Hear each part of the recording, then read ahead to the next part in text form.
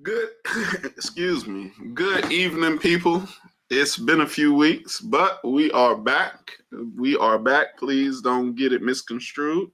Uh, we had the MCC game, then we had a bye week, and then last week we had some technical difficulties, but we are back. So that's all that matters. We are back.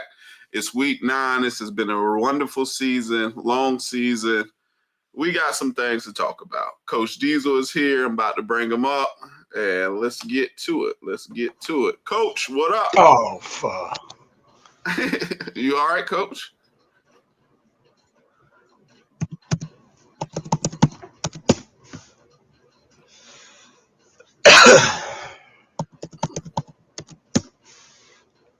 You all right, Coach? You got me? Yeah. Hold on one sec. I can't hear you. Okay. Hold on one sec. It's probably, let me grab my wife. Okay. Oh. Hey, Kenna. Oh. I need your help. We about to get our technical difficulties worked out. He can hear me. I can't hear him. I don't know if there's a volume on here that's I'm not doing right. Mm-hmm. Let me minimize this real quick. Coach is about to get that squared away, but like I was saying, we have had a few we've had a few weeks pass. A few weeks ago, the team went out on a get together of sorts, team bonding, team building, and so that was one of the week that was on the off week, so that kind of interfered with what we were doing, and a couple of little other minute details. But like I said, it has been a wild ride for the team. I feel like we have exceeded expectations in a way. I feel like we have found a way to exceed expectation, but I also feel like we have at the same time kind of performed below the totem pole. So I am here to tell you all a few different things that I feel like are important. Let me see if Coach is ready. Coach, are you ready? We are ready. I hear you loud and clear. Sorry about that. I don't know what happened. Coach. It's technology. It happens. I appreciate you working with me, man. Yes, sir. So we've been away for a few weeks. So we had the MCC game, homecoming game. Yep. And then we had a week off, and we had the team bonding thing. And then we came back, and we had Merritt Island last week. So let's kind of go back to the MCC game, homecoming game. I felt like that was a really good game. MCC was much better than I thought they were going to be. They're very. Their schedule's just brutal. They're a good team. Yeah, I don't think that they deserved the schedule they have. Like I don't think that was fair to them, I should say. Just because when you get a injury, it could derail everything, and one injury could set, especially with a team like that. They have about 30 players in total, and then. Then you lose a game. I mean, you lose a player. They lost their starting quarterback, Brogan McNabb. He's also playing safety. Yeah. So they had to have guys step up quick and fast in a hurry. I think they played well against us. If you ask me, I think they gave us a fight for all 4 quarters. They kind of did a little something for all 4 quarters. I was not surprised, but I was shocked at the same time. So, what did you think about them as a team? I think, they are, I do. I think they're a really good team. If you look at some of their better players, the Flores, Noah Flores, he is absolutely dangerous. Anytime the ball's in his hand, he has home run potential. We tried to learn something from the O'Galley week and kick it to him and stuff like that. But he when the ball's in his hand, whether he's a quarterback or they're trying to work to him. And I'll tell you the other thing, they got, they're a good sized team. That kid, they're big as heck up front. They play hard. They might not have 55 kids on the roster, but they got enough to be very, very tough. I expect them, and I don't know how all that class works, but I would expect them if they are as healthy as when they played us, they're going to make some noise down the stretch. Definitely. So, what about their class? They are in a district, a 2-team district, because their district would consist of TFA, but they are not in Florida high school right now. And so it was only between them and OCP, who had not won a game, and they beat OCP last week. So they are the district champions in that district. That's high school football in a nutshell. It wasn't that long ago. OCP was hammering people. Right. They had quite a few Division I kids. I know one went to USF. I played them back. This is probably 6-7 years ago now, but I coached against them when I was at Space Coast, and they had a really, really good team. Right. Yeah, so they did beat OCP, so they are the district champion. They are the district champion. And their strength of schedule has to be pretty up there. Their strength of schedule is top 3. Like, it's unbelievable. They played Somerset Academy, St. Andrews, Riverview, Sarasota, Bishop Moore, Titusville, Cardinal Newman, OCP. They play Hawthorne this week, and then they'll end the season versus Heritage next week. I know them guys up at Hawthorne. They don't play, man. They bring it every year. That's a tough program there. Yeah. Cornelius Ingram has them guys ready to play football. They do a good job. That's no, MCC. That was that week. But finishing up there, we always talk about who had a good game. Kamari Jackson was MVP, no doubt about it, that week. He went for 168 on the ground, 12 in the air, 180 all-purpose yards of offense. Kamari was just on one that night, and he kept, Coach, I feel good. Feed me. Keep up. Okay. Kamari has been on one the last few nights. It's really interesting to see. I think he, if the math is right, he's somewhere 150 short of 1,000. Yeah, he's right there at the cut. I could go and add them all up, but he's right at it. We got to get that plugged into Max Preps. And like I told you, I had and I'm on my wife's laptop right now. But the laptop that I'd been doing with that with Microsoft Excel until I could figure out, because I took the job and at Titusville, and I wasn't an administrator on Max Preps. I figured out that one of our assistant coaches, Coach Gary, knows how to do that. So I just got to sit with him, and we got to get this stuff plugged in. But yeah, so I was a little bit behind the 8 ball there with the laptop issue. It just went dead. It's done. So I had to go back and redo a few games. But no, Kamari's had a heck of a year. A lot of people. It's easy to look past him per se. If you look at him, he's not 5'11", 6 foot. He's not 190 pounds. He's flat, gets it done between the tackles. He's tough off the edge, and and he does a really good job of letting. And now he's a kid that always wants to go, but he does a really good job of saying, "Man, I need a play. Give me a play." Yeah, okay, man. He's one of those that always wants to go, but he's smart enough to know when. Give me a minute. Let me recharge, and I'll go back. And man, that's that comes with football maturity, years of experience. That's a veteran style move. Yeah, I think he is well on his way to exceeding that 1,000-yard mark. I think in the next 2 games, that'll be something that he finds a way to get over.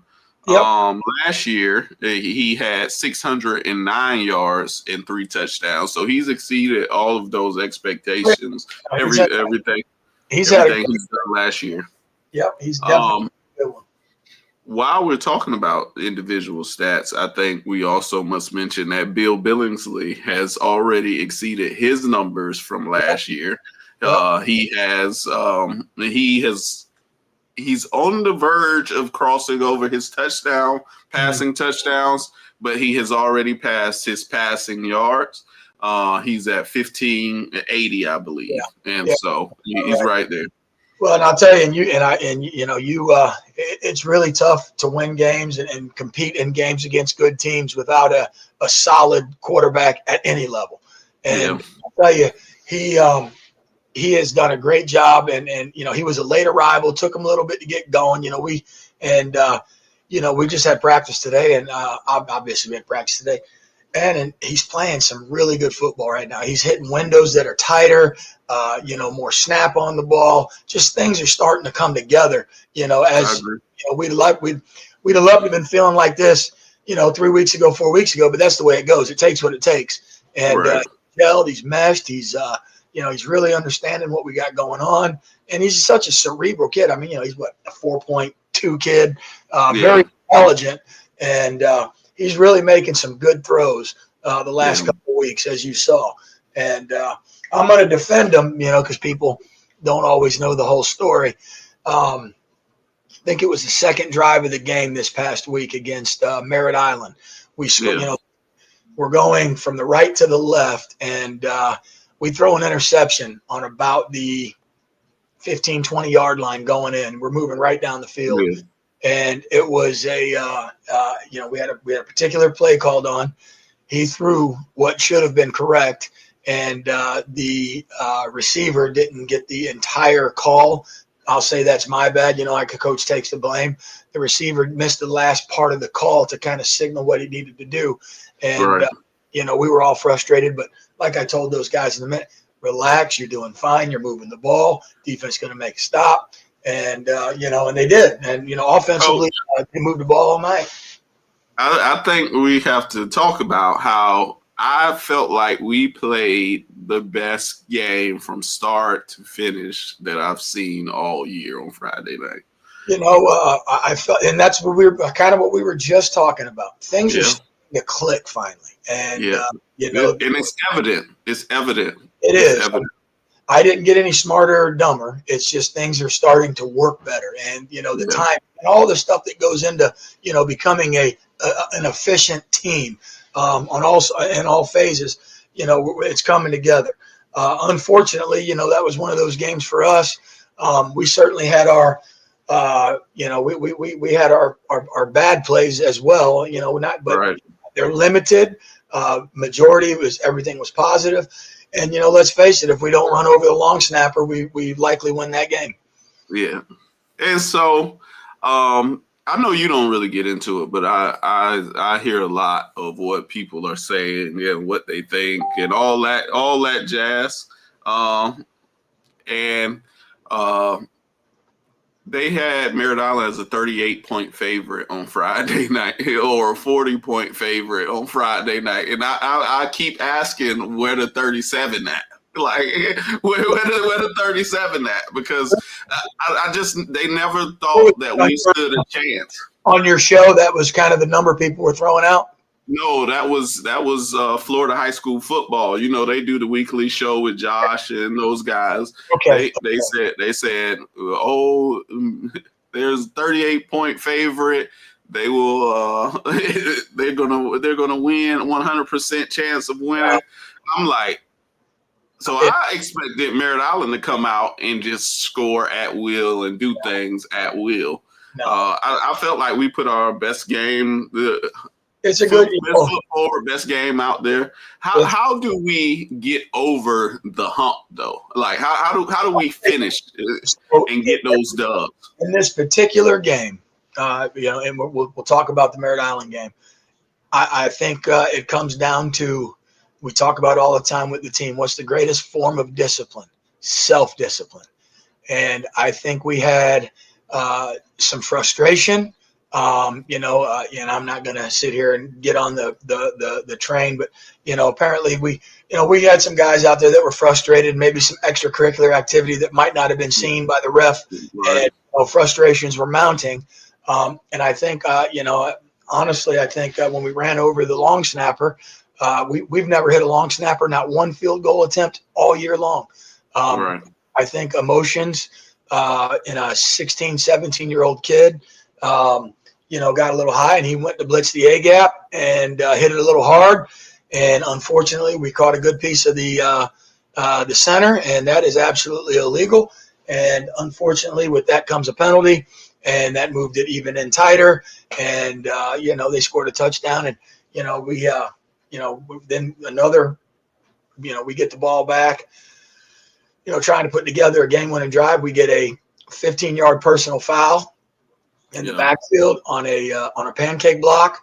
Questionable, so coach, what's your best play call with 1:30 or whatever it was in your 1st and 30? Right. Coming, it's a tough play call. We ended up almost getting it on the 3rd down, and then on the 4th down to try to keep the drive alive, we had a simple snag route, and for whatever reason, the film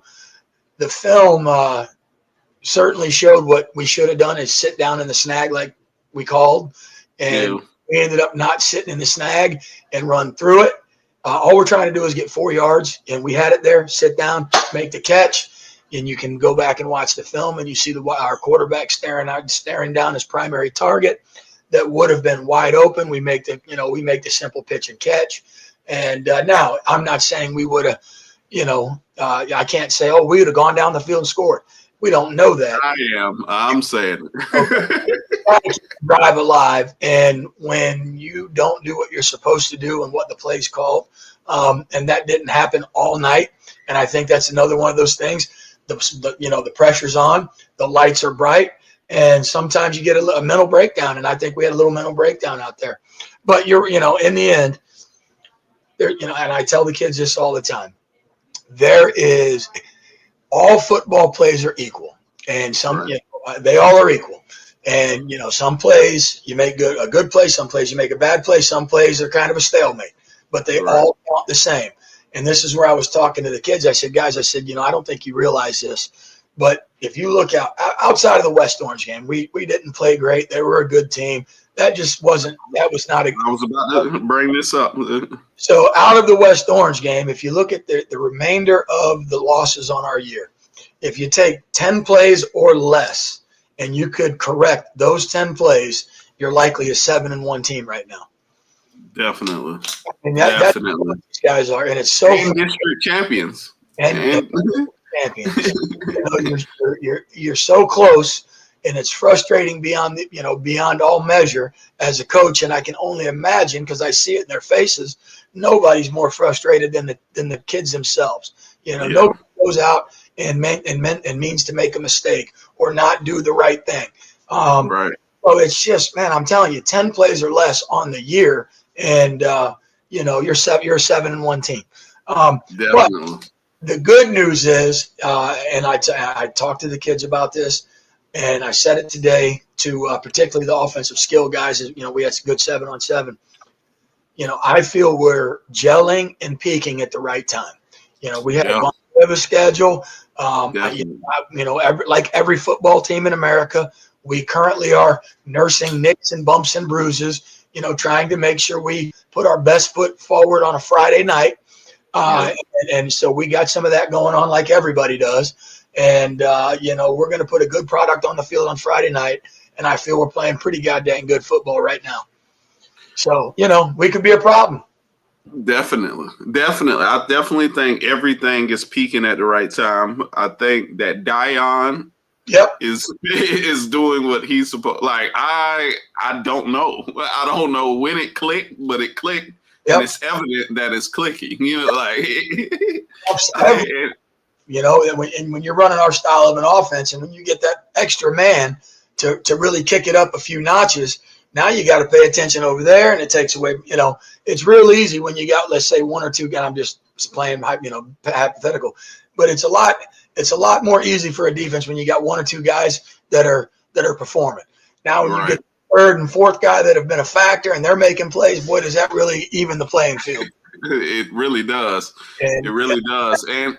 I think that Tank has been one of the best players in the county this year. He like what he has brought to the table for this season is unmatched. I don't know the last. I think he has about 16 or 17 all-purpose touchdowns at this moment. He scored in every game. Yeah, he's a he for sure is a difference maker no matter what he's doing on the field. He gives us some great burn on the defensive side. On the offensive side, he's the guy that can beat you down the sideline. He can beat you in the screen game. He can beat you in the slant, in the slot. I'm sorry, in the slant, the comeback, the dig. And he's also the guy that when it's 4th and 4 and you run out the big boys and he takes a snap, he will carry a pile an extra 2 to 3 yards and get pushed. He's a full dog, no doubt. So we got Palm Bay and we got Astronaut coming up. Those teams have had evident struggles this year, and how do we keep the guys focused? I feel like we are currently, yesterday the rankings came out, and if the playoffs were to start tomorrow or today, we would be playing Egali again in a rematch. Yeah. How do we keep the guys locked in, not underestimating our opponents, and getting through these games coming up healthy? I think that's one of the things that we've done a good job as a coaching staff is, and we always talk about nameless, faceless. Now, of course, we know when we're playing a Galley or Merritt Island, a district game, but it comes down to execution. And like we said, 10 plays makes a lot of difference in our season. Right. Our kids, and what I can really tell you, and I've talked to, I'll tell you in particular, and I'm not going to name the name because I don't need to put it out there, but one of the coaches that we didn't play terribly long ago, who I really respect, we were talking before the game, and he said, Coach, he said, you know what, he's, been our rec, we were, I think we just, but it doesn't matter. He said, Coach, you got those, you guys got them kids playing hard. And, every snap, every down, we're playing hard, and that's all we can ask for. And we got to continue that and carry that this week. And now the kids know what's at stake. We got to win these games. And that's where, I tell kids, and we always used to say, way back in my Titusville day with Coach Lawrence, you're swinging a sledgehammer, whether you're gonna eliminate a lion or you're gonna eliminate a gnat. Your sledgehammer has to show up every Friday, and it's got to do work, no matter what its opponent is, and that's where we're at. And I will be, and I think you've probably paid attention. I'm sure you have. You're very involved. And this is the one thing that I did like. As far as making a team lock in, when you bring a film on and you look at Palm Bay, they got size, they got athletes, they got speed. They're not bad. Roster, they're not a bad team. Now I know, they've had some struggles this season, but I don't want to be the team. We don't want to be the team that all of a sudden things put together and we find ourselves, in a shootout in the fourth quarter. So we got to go out and get off to a fast start and keep the gas smashed. Definitely. I definitely think this will be a good game for us. I think it's good preparation. The next 2 weeks would obviously be a great preparation for the playoffs, but we have to keep our eye on the playoffs and watch how things are moving and shaking, because every week is something different. A lot of people are playing a lot of people, and a lot of things still have to be determined. So it'll get real interesting here after a while. And everyone has to do their job. There's 2 kids I felt like I needed to talk about because I have been impressed with them every week for the last few weeks. Kavion Walker is playing a good version of football right now. And I don't think people understand it, but I'm just watching his mannerisms, and it was one touchdown. He was I was like, I'm excited because and he's not that kid. So seeing him be so expressive was interesting to me, and I was excited for him. But yeah, Kavion has been playing a good brand of football, as well as Samaje Glover. I think he has been stepping up in a major way. He almost lost his passion for it, but he came and he's been locked in ever since. So he's having fun again. I'm glad to see it. Let's start with Kavion. Kavion is, and we got so many great kids and awesome kids in and around our program. But he is, like you said, that's not his norm.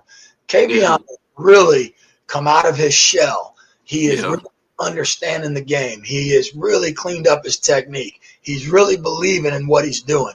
He's got a clear picture of what I'm supposed to do every play. And he is a, we talk about this with offensive linemen, and it's kind of cliche, but it's the truth with him.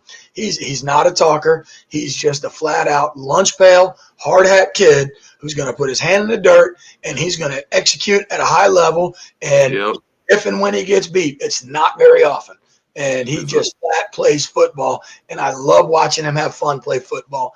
And when you talk about a kid that you might want to emulate, he does a good job in the classroom. He's he's got great manners, great behavior. Yes sir, no sir, kid. And man, when he's between the white lines, he's a dog. Yeah, he definitely. I think there was a couple times where he had to block one of their better players, their linebacker, number 0, Howell. And he didn't shy away from the challenge, and he stood on his business. So I was absolutely impressed with him. I just think he's just gonna get better, because I didn't realize that he's just a junior. Same thing with Samaje. Yeah, Samaje is one, and this is where we're talking about we're getting there. We're playing. We're starting to play. Good football. Samaje is a kid that when you looked at the film early in the year, we definitely had some improvement to do, and we always are trying to improve, of course. But I think from where he started to where he's currently playing, his improvement level has been astronomical. And that's a compliment to him wanting to be better, and that's a compliment to Coach Fitz, working with those guys, and Coach TJ, helping them understand and to play fast key reads. Samaje has come a long way, man, and I'm really proud of how he's playing football. Definitely. He's not Mr. Loudmouth, rah. He just plays, and man, he does a good job. Yeah, definitely. I have been impressed, and that's why, I feel like people a lot of times look at the record and they look at the box scores, and so they aren't actually invested in seeing week-to-week improvement from the team. But I'm paying attention. I did see that, like I said earlier, with Bill Billingsley, he's at 1560 or 1580, something like that. He'll probably be top 1 passer in school in the last 10 years at Titusville High School. I mean, you have paid more attention while I was gone, but I'm going to say the last passer that had those numbers or better was likely Yusef Darius in 2014. Really? Yeah, Yusef Darius had big numbers when we went to the playoffs in 2014. And I was there all the way till, I was there before that, but all the way till probably 17 or so. 2017, I think, was my last football season there. And Yusef was big time. Okay. And so Yusuf would join a group of Josiah Allen, being a part of that group. He had 1042 and 3 years ago. Yeah. Josiah? Yeah, that was about 3 years ago. I was so while Chris Squires was the quarterback at Titusville, I was still there, and we had a tough that year. That was the year. We lost probably 6 or 7 kids to Cocoa that year. That was Curry and Sheen. That mass exodus that took place. And I love boy Jay Hawk, but he grabbed the north end and took them all down to the middle of the and that was a tough year for us. Actually, Tay stayed with me. Big Curry went, and Little Drill, and and then Tay went the following year. Tay and I remember being the defensive coordinator of that team. That was a tough year. We went 1-9. We fought our tails off. We had 5 or 6, at least 5, maybe 6 losses of 7 points or less that year. It was just one of those tough years, kind of like we're having at the moment. But if you looked at that defense, we were a JV team by age. I had 4 or 5 freshmen, 4 freshmen starting, and maybe one senior, a kid named George Stanley. Okay. Big George. I don't know if you know Big George or not. I don't think I know George. George Reeves. Okay. Yeah. Okay. I don't think I know George. Yeah, he's one of those, and I'm very proud of him. I talk to him all the time on Facebook when I get on there. He graduated, moved to Kansas, played college. Oh, that's it. Yeah, I remember you telling me about him. He's like a teacher or a coach now. That's Yeah. Big Yeah. With the JUCO and just stayed up there in Kansas. He's made a great life, and he's never came back, and he's got a a little family going, and it's great, because that doesn't feel like that long ago. But to watch these guys, move into adulthood and have wives and families, and Right. it's such a great feeling as a coach. Yeah, man, it's definitely been. I'm always impressed with what we get now because it's been so long where it's been sporadic over time where we've had some good athletes come through. I did say that I felt like Dion has been on a Willie Halstead type of level. Like he's trending in that direction of what he could probably do when it's all said and done. I wouldn't argue that. Me. I keep it 100, and I told him, and a lot of these guys don't quite know Willie Halstead. That was certainly before the time, but he certainly has all the makings currently of a young Willie Halstead. Now we got a long way to go. That weight room in the off season, because you saw how Willie Halstead turned out. He ended up being a freak, but he was walking in the weight room and eating. And, Willie was country strong too. Like it's something you can't actually learn or teach. It's just something that just happens. And so, shout out to Willie, man. Willie is definitely one of those ones. So, I think that Palm Bay is currently 2-9. Yeah. How do we keep the guys locked in, not overlooking this week? Not focusing on next week, because I know next week we got a big rivalry game, and there's been a lot of chirping from Astronaut and things of that nature. How do we keep the guys locked in and focused, not overlooking anything, and just? I think the biggest motivator for our team in our current situation is it's a must win. We got to handle business. For us to get a playoff berth. We feel like we need to go 2-0 over the next 2 weeks, get to 5-5, and then we get, and maybe now that following week. Let me digress. So for them not to lose sight, they have no time to lose sight. This is a must-win game. This is a must-win game. This is not a game that everybody's talking. Oh, it's a trap game. You come off to some major games in the district. You played them tough. Coulda, shoulda, woulda. Blah, blah, blah. Now you got this game, and then it's your big rival. No. There's no time to fall off. We have zero time for that. We have business to handle, and we need to, we must do it. So there is no time for it's a trap game, it's this, it's that. No, we got to go down to Palm Bay and come back with a win. Definitely. And I'm excited. Because we'll have these 2 games. Then we'll have a week to recover. I think we make it out of this week, these 2 weeks healthy, and then we'll get a week off, as everybody's going to get a week off to get those little nicks and crannies together, those little things. And then we are hard hat in business. Like we are hard hat in business. So that's and if there's and not that they needed reassurance, because we've got a pretty confident bunch of guys. But for them, we got to take care of what we got to do. And they're looking very, very much to getting to the playoffs because they feel they belong.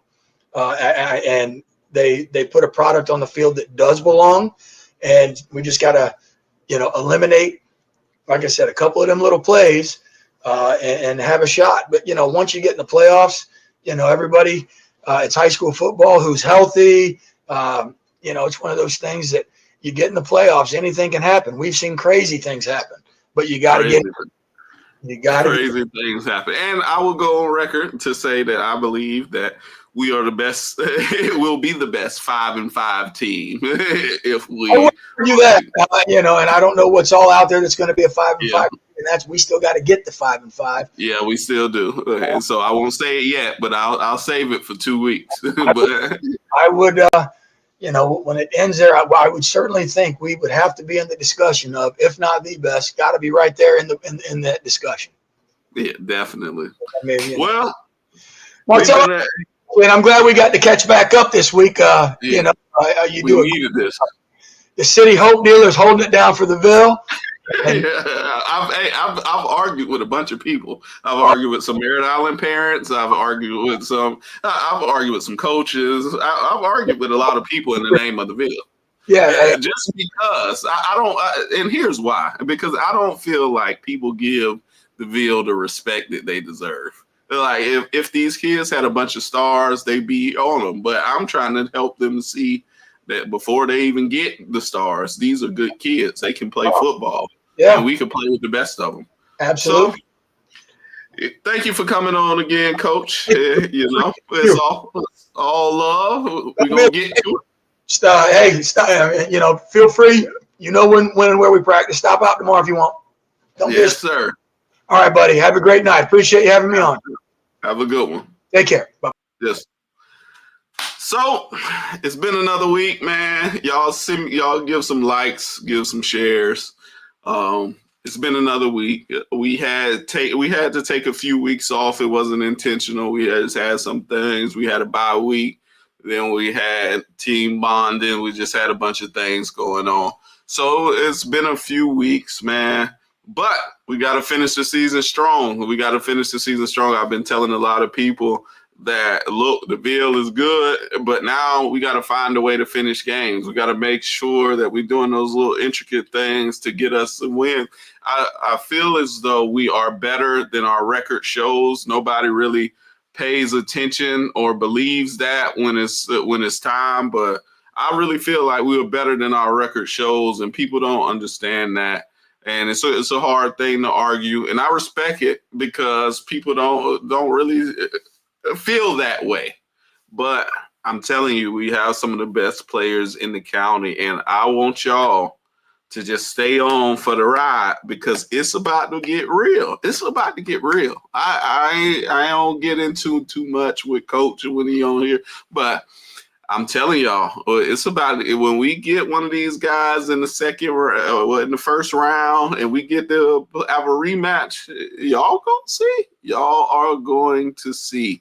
I'm really excited though. I'm really excited for the rest of the season.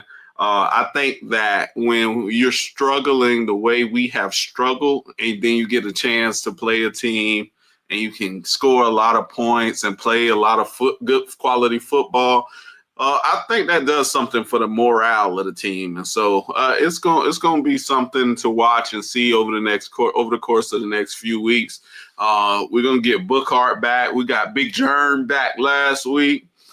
Big Germ has got to play a bigger role over the next couple of weeks, but we got Big Germ back. We're going to get Bookhart back. We're going to get some of those guys back that's ready.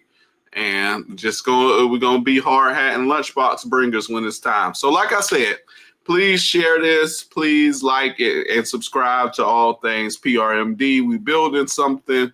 We got something brewing. So please, please, please make sure that you are helping move the movement forward because we're trying to build something. So I thank y'all for tuning in. This is week 9 of the TItusville Coaching Show, the only coaching show in Brevard County. It has been a absolute fun season. This was Coach's idea when he came up with the concept, and we just put it into motion. And this has really been an absolute fun week, fun season. We just found ways to continue to be creative, even though our record doesn't show the full scope of the story. we are going to continue to persevere. And I think we are gelling and clicking, like Coach said, at the right time. And I think something good is going to happen in Titusville, because people ask, can anything good come out of Titusville? And I'm here to let you know that it can. So y'all have a wonderful evening. Thank y'all for tuning in.